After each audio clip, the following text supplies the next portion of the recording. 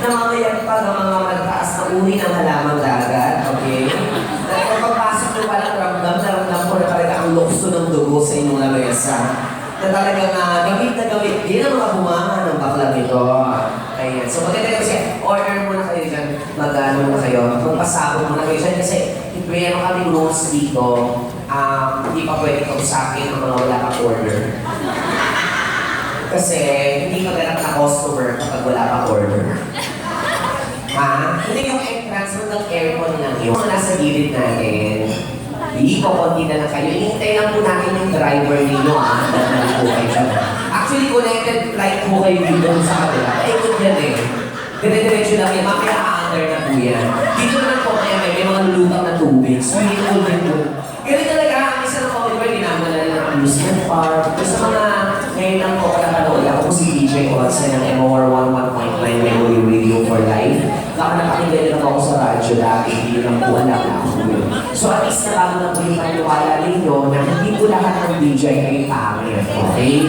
Kasi gano'n mga tao, yung mga Pilipino, ang ganda po po sa radyo, pangit siguro niyan sa personal.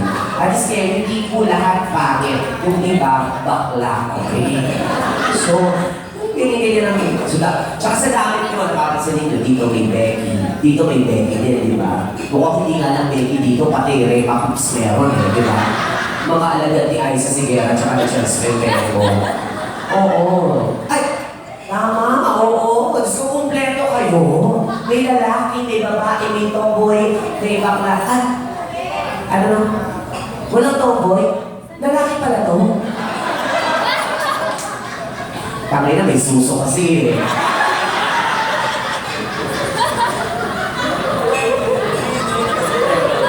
Ano ko? Kasi magbara ka nga. Ngayon talaga nung mapapansin nyo, ang hirap na talaga malaman kung sino ang totoong lalaki, kung sino ang totoong babae, kung sino ang totoong bakla, kung sino ang totoong damboy. Kasi iba-iba na talaga yung mga itsura natin eh. Doon sa mga may asawa, yung kailangan nyo lalaki yung mga asawa ninyo. So, sa barangay namin kung saan lumaki ako, kung kaya ko ng pag-away-awayin ng lahat ng mga kapitbahay namin, nagawa ko na dahil kilala ko yung mga lalaki doon. Kasi ako meron ako yung yung may kapangyarihan yung mata ko. Yung mga normal, yung mga heterosexual, hindi naman normal kasi parang sinabi naman namin at normal kami. Yung mga heterosexual, yung men natin, ayun, may tinatawag silang gaydar. Kami naman yung mga homosexual, meron kami tinatawag na gaydar. Okay, so hindi na namin kailangan aminin pa sa isa't isa na bakla kami. Magkatinginan na kami. For example, nagkasalubo, magkatinginan. Alam namin na bading eh. Alam mo yun? Kaya ngayon nga, alam ko kung sino yung mga bading at yung mga nagtatago ng kanilang pagkabading ngayong gabi. Gusto nyo, isa-isahin ko itong mga lalaki ng dito. Para malaman natin kung sino sa kanila nagtatago. O magtutulungan kayo ngayon. Dahil lang, tititig lang sa mata. Alam mo na kung sino bakla, hindi. Okay. Magsimula tayo dito sa Malusog. Ang ganda ng pwesto nyo, parang barbecue, nasa dulo ka ba? Nabuting tuloy ako. Pero mas kinabog kayo ng grupo ito. Akalain mo ang barbecue, nagsimula sa tabak, nagtapos sa tabak ka rin. Mas mahal. Kuya eh. Lalaki, pa-cholesterol lang. Yung nakaitim. Lalaki, pero nagano'n na ng bakla, diba? Huwag kang magpunin. Liliit yan, pag tinanong ka. Maliit na maliliit pa. Nasa gitna. Kapag inanap ka na ng kwento ba?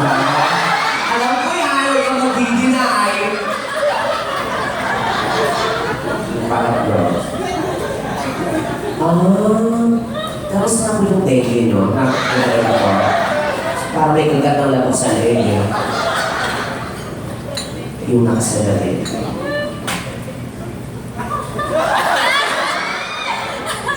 Parang confused pa yan. Hindi, lalaki. Yung pinakatuloy.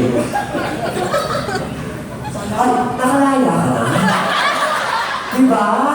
Kung hindi kita nakakita, doon pa sa kulungan Tatay natin, mga lalaki, yung mga nandito.